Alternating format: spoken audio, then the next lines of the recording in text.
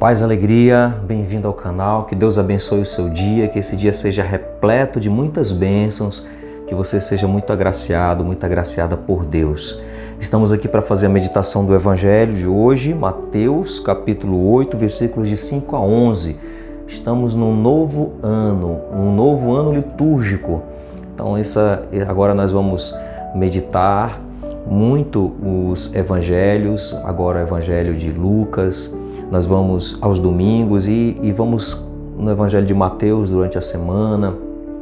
Amanhã nós temos aí também um outro Evangelho, o Evangelho de Lucas, que nós vamos estar também num dia festivo. Mas vamos acompanhar a meditação do Evangelho. Peço que você fique até o final desse vídeo, porque tem coisas muito importantes aqui para a nossa reflexão e que pode nos ajudar na atualidade aqui. Nós vivemos um tempo de muita polarização, de muita divisão dentro da igreja, fora, na política, discussões sobre direita, esquerda. Vamos ver o que o Evangelho fala disso. Vamos ver o que Jesus mostra em relação a isso. Será que ele faz distinção de pessoas, separa direita e esquerda, coloca uns contra outros, pobre contra rico, enfim? Será que existe isso no Evangelho? Será que o Evangelho não está sendo interpretado a partir de ideologias?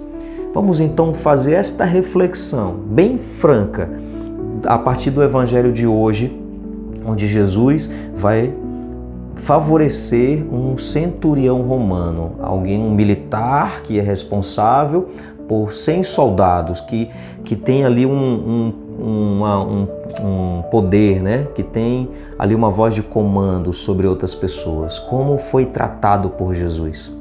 Como ele foi acolhido por Jesus? E como ele era acolhido pelos judeus? E o que Jesus ensina a partir desse Evangelho? Vamos lá então, Mateus capítulo 8, versículo de 5 a 11. Se você ainda não se inscreveu no canal, se inscreve, ativa aí esse sininho que é para poder você receber as notificações de todos os vídeos que serão postados no canal.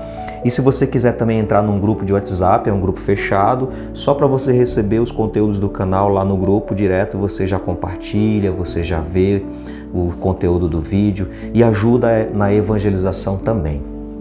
Diz assim o Evangelho: ao entrar em Cafarnaum, chegou-se a ele um centurião que o implorava e dizia: Senhor, meu criado está deitado em casa, paralítico, sofrendo dores atrozes.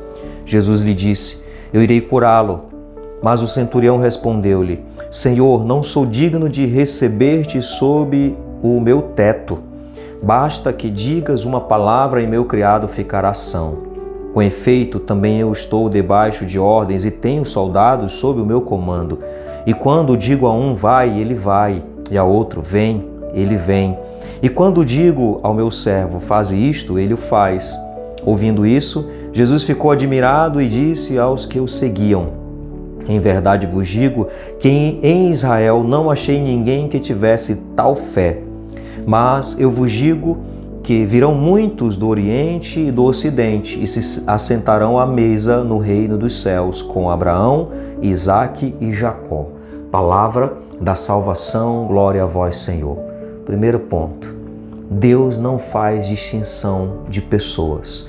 E o Evangelho não coloca uns contra outros, nem judeus contra pagãos, nem ricos contra pobres, nem Estado contra a população, nem empresário contra empregado. O Evangelho não faz isso nunca. Não faz essa distinção e não coloca esta divisão. Isso são interpretações ideológicas que fazem isso. E estou dizendo isso com toda clareza, com toda franqueza e convicção, porque na evangelização dentro dos presídios nós vemos ideologias lá dentro de facções, e tem facções que tem até uma oração em que nesta oração eles chamam os policiais de verme, porque quando o crime começou a se organizar foi a partir de uma ideologia dentro de um presídio, lá dentro do Rio de Janeiro, e essas ideologias foram, sendo colocadas naqueles presos por outros presos que estavam ali, presos políticos na época, e foram colocando, e a primeira coisa que eles colocaram como ideia fechada, que se transformou em ideologia, é que eles não eram inimigos entre eles, porque os presos lá estavam se matando. O verdadeiro inimigo era o Estado. Então, os criminosos, começaram a se organizar, o crime começou a se organizar já com um inimigo que é o Estado. E policiais são do Estado e tantos outros. Então, existe muito isso. Até por isso que muitas escolas até são depredadas por pessoas, porque essa ideologia é muito forte. E aí coloca algumas pessoas achando com direitos e não entendem os seus deveres e não entendem, fogem completamente do Evangelho e ficam umas contra as outras. Isso acontece em facções criminosas, isso acontece em igrejas, na política, em todos os lugares. As ideologias, elas tomam conta muitas vezes e às vezes elas são usadas para interpretar o Evangelho, mas de maneira totalmente equivocada. Jesus, ele atende a súplica de um policial, de um militar romano, além de ser pagão, era militar. Jesus atende aquele homem porque ele não faz distinção de pessoas. E aqui este homem é símbolo do paganismo, já é como se fosse também uma preparação para a evangelização dos pagãos, porque os judeus se achavam como povos eleitos e desprezavam outros.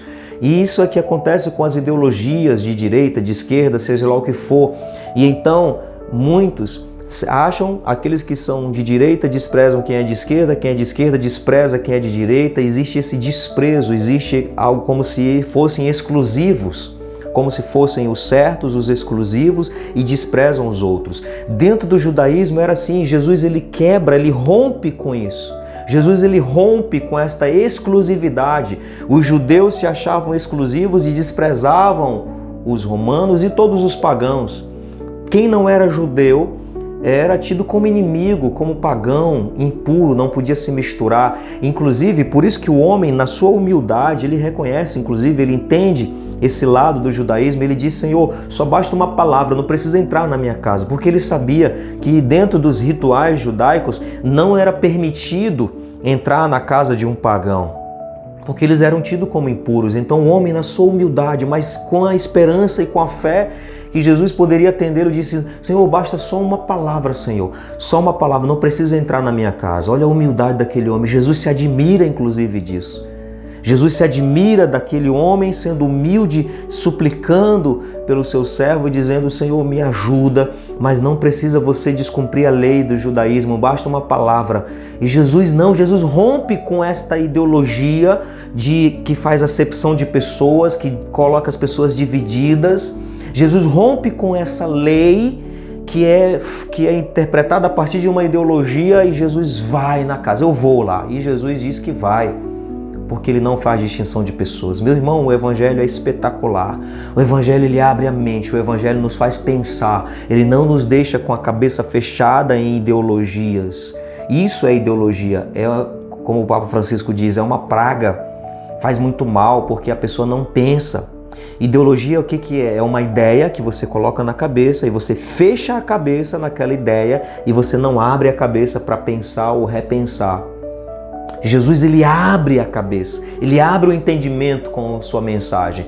Ele nos faz pensar e repensar, e não há espaço para ideologias, não há espaço para ideias fechadas e que nos levam a seguir, às vezes cegamente, essa ideia. Não há espaço para isso. O Evangelho nos abre a mente e o coração para aquilo que é mais importante, que é a caridade, o amor, que não nos deixa fazer distinção de pessoas, nem colocar uns contra os outros, nem rico contra pobre, nem empregado contra patrão, nem Estado contra ninguém. Não. Isso não é Evangelho. Isso não é. O Evangelho, ele une as pessoas. O Evangelho, o verdadeiro cristianismo, ele une as pessoas, nos leva a fazer o bem a todos. O bem para todos, não para algumas pessoas. Não há exclusividade Não há, no reino de Deus não há exclusividades, não há. É aberto a todos, por isso que Jesus disse, o reino está próximo, que é no sentido de proximidade, de estar perto, assim como esta Bíblia está próxima e eu posso pegar, manusear, está ao meu alcance. O reino está ao alcance de todos e Jesus disse, anunciem que o reino está próximo. O que ele quer dizer? Anunciem que o reino está ao alcance de todos, ricos, pobres, não só pobres, ricos também, empregados, patrões, todos, o reino está ao alcance de todos. E se a pessoa se abrir com a fé desse centurião romano, o rei, ela já alcança a salvação. A salvação entra nessa casa. Se a pessoa acolhe, e todos podem acolher. E não estamos aqui para julgar, estamos aqui para semear. O semeador saiu a semear.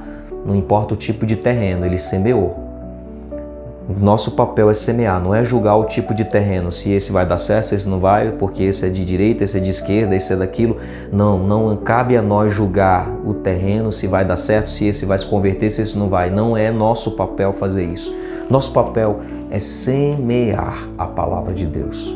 Obrigado, Senhor, por nos dar a sabedoria da Tua palavra, que o Teu Evangelho sempre nos oriente, nos conduza nas nossas ações e reações e no nosso pensar também. Pai nosso que estais nos céus, santificado seja o vosso nome. Venha a nós o vosso reino, seja feita a vossa vontade, assim na terra como no céu. O pão nosso de cada dia nos dai hoje. Perdoai-nos as nossas ofensas, assim como nós perdoamos a quem nos tem ofendido, e não nos deixeis cair em tentação, mas livrai-nos do mal. Amém. Que o Senhor nos abençoe grandemente. Ele que é Pai, Filho e Espírito Santo. Amém.